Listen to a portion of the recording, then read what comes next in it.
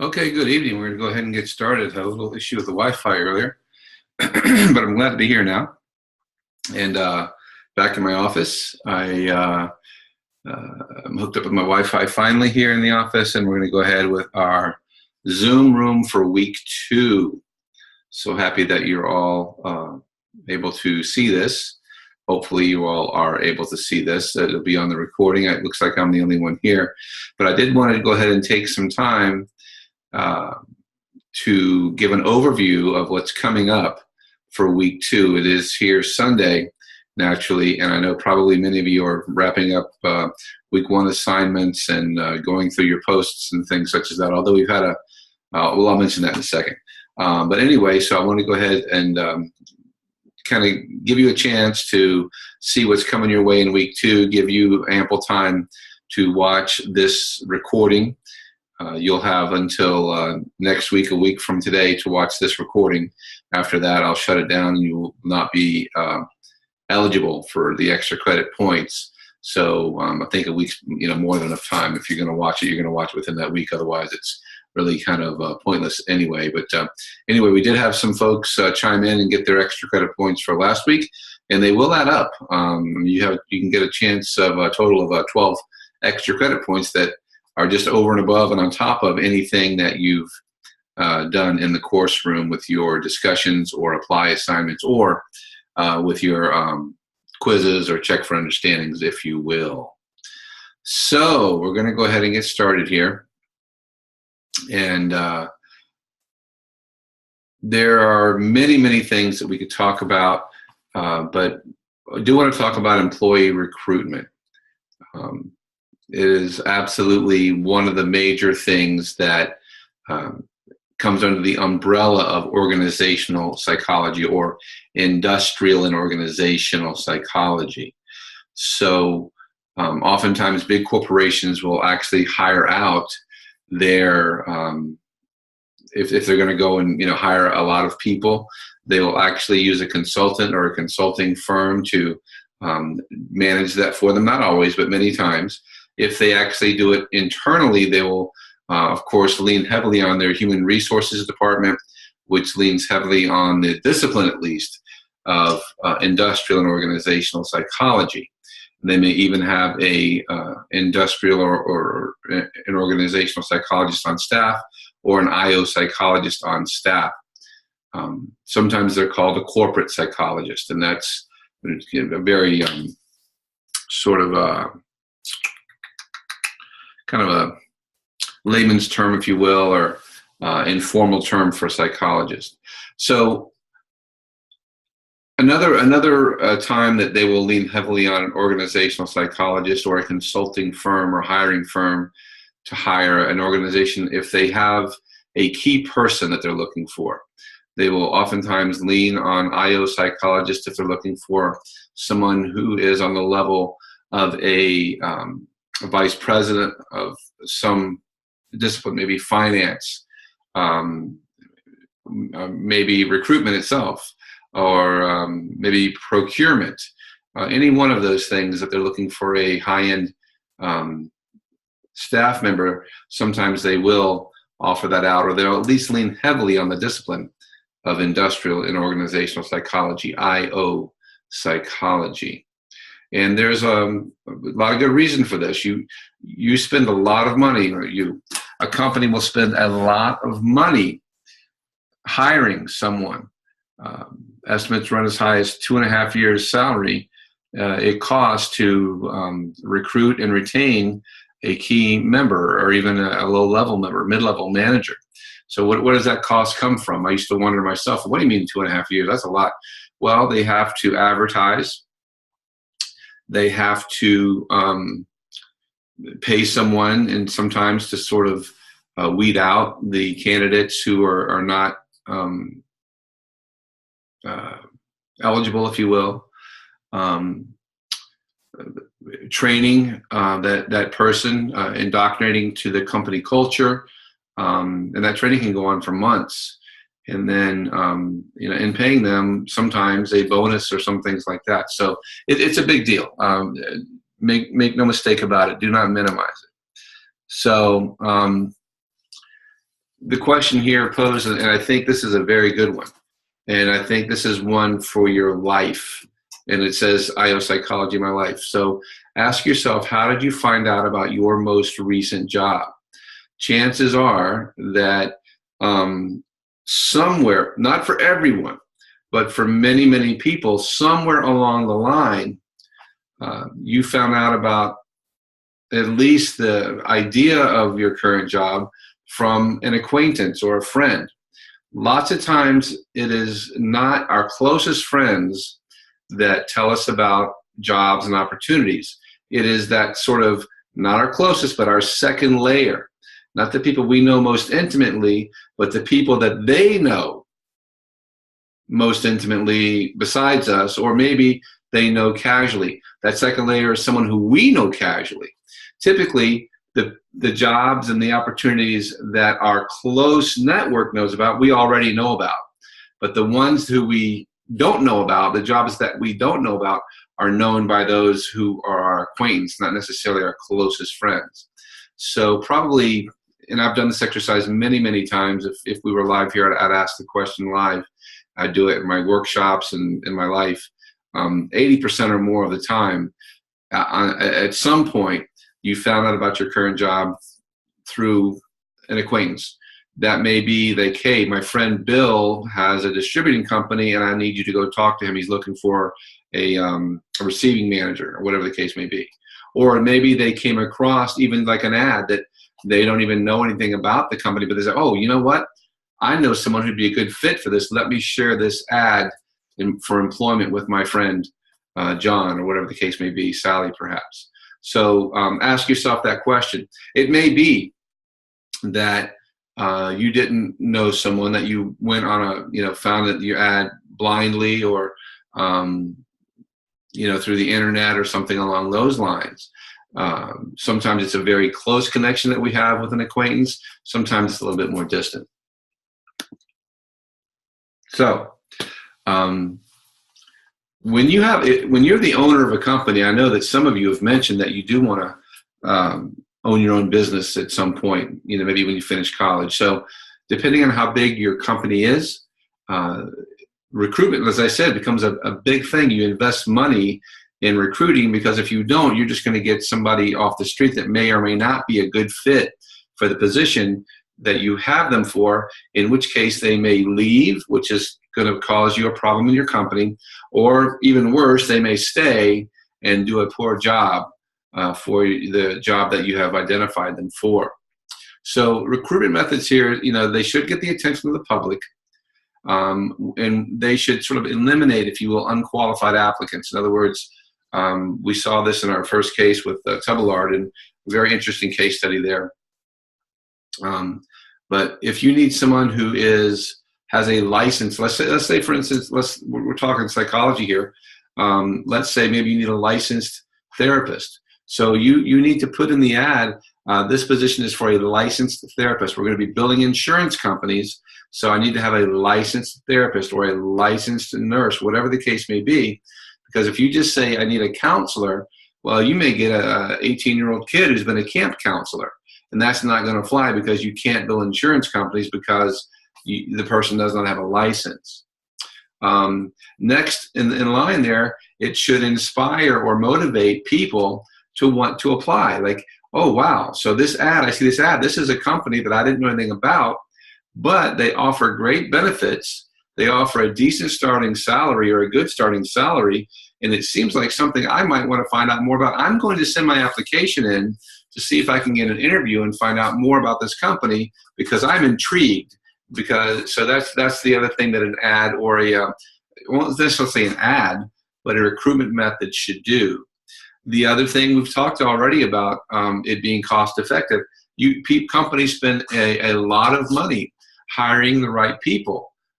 There's money spent in the time that it takes for someone from the HR department, human resources department, or an IO psychologist, or something like that time out of their day, which costs money, to write an effective ad, to identify where to place this ad, if you will, or how to sort of get the word out one way or the other. So there's that cost. There's the cost of placing the ad. I don't know. I haven't picked up a newspaper maybe 2 or 3 times in the last probably 5 years, I guess. A real, newspaper like I used to look at to get the comics and the sports scores and the news and everything like that.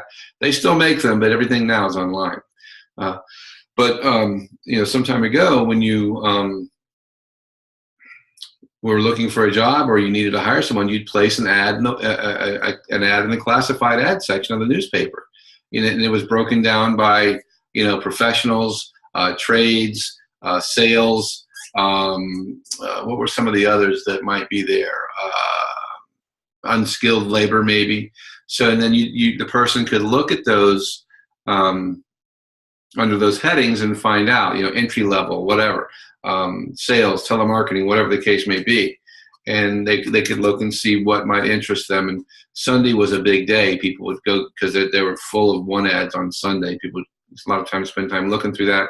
And of course, that's where employers would want to place their ads. It costs more on Sunday, but that's where they would hopefully get the best recruits.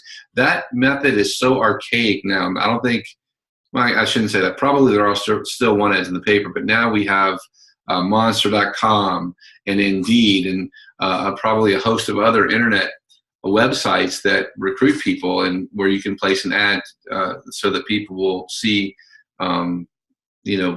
what's out there. It's much more competitive now.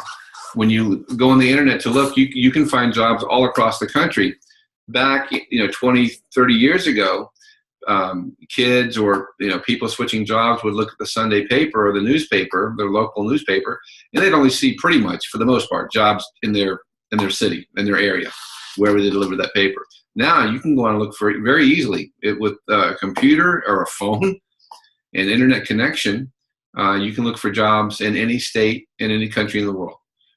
So recruiting's changed, but writing ads haven't, I shouldn't say haven't changed, they have, but are still very important. I'm a little ahead of my slides here. As you can see, the recruitment methods are, formal or direct, or informal or indirect. Okay, so the direct ones, if you will, immediate advertisements. It could be radio, it could be internet, it could be a trade magazine, it could be direct mail also. We won't get a chance to go through all, 94 slides on this presentation. I'm not going to keep you that long. But when you go through the slides, if you haven't, well, you haven't probably already because it's still, we're just starting in week 2.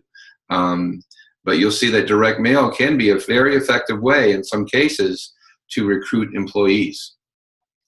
But I don't want to go ahead until we do mention that employee referrals are also on the sort of informal or indirect. A lot of times employers will tell their employees, if you have someone that you think would be a good fit for this organization, and you recommend them and you give us their name and we get them to come in for an interview, and then we hire them, after 3 months of good job performance by this person you referred, we're going to give you some kind of a bonus, maybe $100, maybe $500, depending on what it is. But again, why would a company do that? You may have seen this in your current situation, or you may have heard about other people with jobs that do this. Why would you do that, give somebody a bonus? Well, because it's cheaper than running an ad. I'm trying to think, ads can run anywhere, from, $30 to $500. If you run an ad in like a peer-reviewed journal in the back, I mean, you're talking hundreds of dollars, maybe thousands of dollars, depending upon how big the ad is. If you run an ad on the internet, it's probably a little bit more reasonable, but the problem with that is you're going to get a lot of resumes. They probably do get a lot of resumes of unqualified applicants, and also people who aren't that serious about the job, or they just kind of fishing, if you will. But typically people who subscribe to trade journals or peer-reviewed journals, like the Journal of Clinical Psychology, the Journal of Training and Development, those kind of journals are typically more serious professionals. And if they apply, they're typically a qualified applicant. You typically don't have, a high school kid reading the Journal of Training and Development. You might have, but it's not very likely.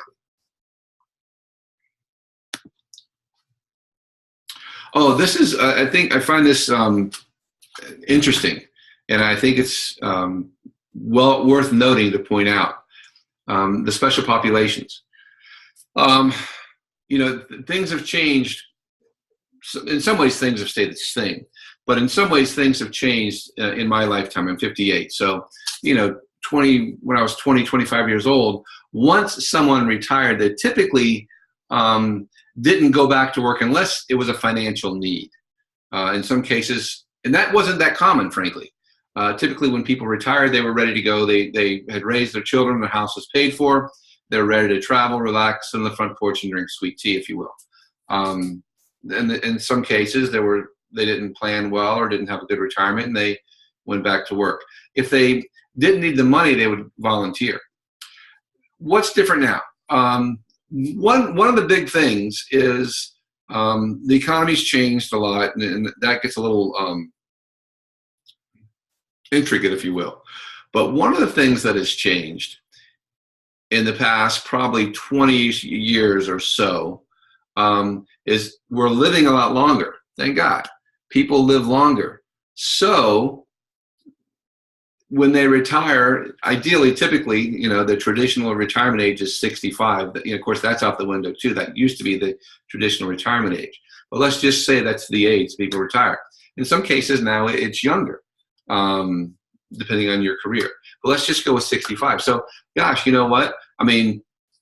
40 years ago when someone retired at 65, they're probably looking to live maybe another, 6, 7, 8, 9 years. So they want to really enjoy that time, their golden years with their grandchildren or whatever have you. But now people are living, it's very common for people to live and be vital and vibrant into their mid-80s and beyond sometimes. So there they are, you're retired, let's say again at 65. You might take a cruise around the world, you might go visit the grandkids, and then maybe the grandkids are getting older, they don't really care so much about you coming to visit them. Different situation. So now you're 67, 68. Well, what am I going to do now? Well, you know what? One, my retirement is okay now, but if I do live to be 80, this is not going to be enough. My monthly income of, let's just say, $5,000 is fine right now, but in 10 or 15 years, that's not going to go very far. So let me go back to work. The other thing is, because they're living longer and they're healthy, they want something to do. They want to contribute. So retired folks can really have a lot to contribute to in a number of ways. Maybe back in their profession. Sometimes they start a new profession even later in life. That's something perhaps they always wanted to do. But one thing that I do notice is at the grocery stores, and I'm in South Florida, I've probably seen it in other places across the country too when I travel a little bit. When I was a kid, every one of us in high school, we wanted to get a job like bagging groceries. That was a pretty good job, The store I worked at would not let you take tips, but some of the other stores would let you get tips. But anyway, they paid your wages, and, that's where kids went to get a job. You didn't need a lot of skill for that. It's an entry-level job. Some folks stayed on and became managers and things such as that. So that was typically, you see the baggers or bags, you call them bag boys back in the day, bagging groceries to the grocery store, and that's how they got their first job in high school or maybe right out of high school. Nowadays, you see a lot of retired folks, probably mostly gentlemen, bagging groceries. Well, if I'm the guy at the grocery store, who am I going to hire? Here's a guy who is mature. He's probably not going to call in sick on Friday night because he has a date. Like a high school kid might do that. Like, well, you know what? I've been trying to ask this girl out. Finally, she said yes for Friday, but I got to work. I'm going to call in sick, right? Typically, they're more dependable. I think there are studies that show they're less likely to steal. Kids sometimes will grab a candy bar or something like that. The adults typically don't do that. And, they're typically more reliable. Enough said about that. Not to knock kids. I was one of those kids bagging groceries. All right. Also, we have the physically or mentally challenged. We see a lot more of that as well. There's a lot of, in fact, there are many companies now who are recruiting individuals who have been diagnosed with autism. People with autism they're differently able. I'm just picking this one particular population. There are others as well. But people with autism are still misunderstood by society to an extent.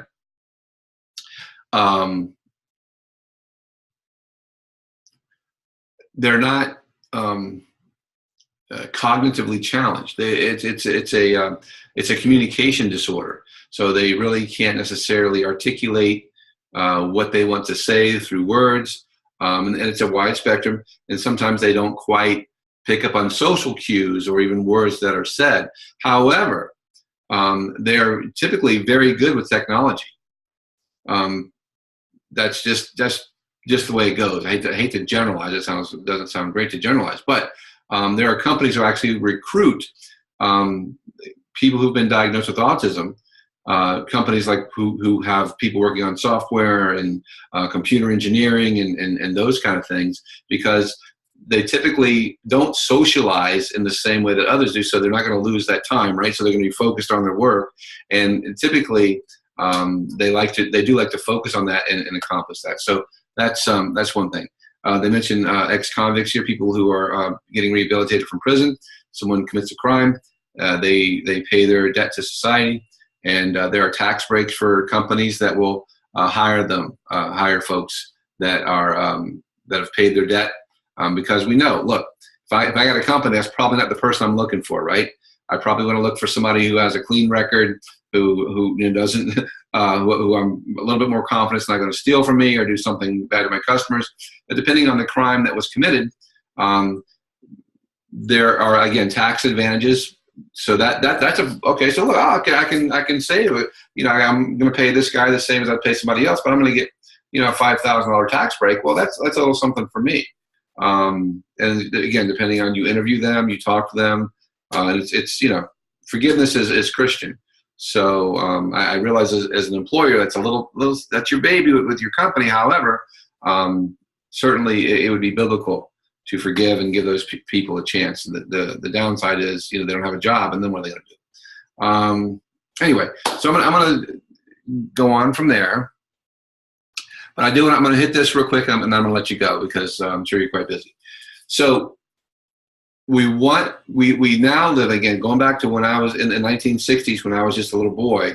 When you walked into any office or any place of employment, typically you're going to see a bunch of middle-aged white men there, or certainly white men working there. That's not the case now. A couple of things. Our demographics as a country has changed. So while probably at that time in the 50s and 60s especially, probably the whites, if you will, Caucasian, European descendants were a larger part of the population in the 50s and 60s. That's changed. There are other minorities, I guess, for lack of a better word, people of color, who now are more a part of society. So our workforce should definitely reflect that. There is no question about that. So how do we, one of the things I mentioned in the beginning, and one reason I mentioned it that I didn't tell you, was when you think about how you found your job, most people say, I'm at my job partially because someone told me about it. In most cases, in many cases. If we were to continue that trend, and we do to some extent, those with jobs and those who know about jobs are going to tell their friends, and that demographic in the workforce is not going to change, but the demographics in society does change, right? This is what, okay. So we have to recruit a diverse workforce. It's good for our company. It's good for our community and the people that we serve. So we have to be proactive with that. Because I know if I just go to, like I said before, if I go to my employees and say, okay, if this is, say, 1972, okay, guys, I can't run an ad, but if you can refer one of your friends to me or someone you know to me, and it works out, I will, rather than pay for that ad, I will give you the bonus. Well, who am I going to get? I'm going to get more people who look like these guys, not across the board, but in many cases. So we have to proactively go out And oh my goodness, wait a second.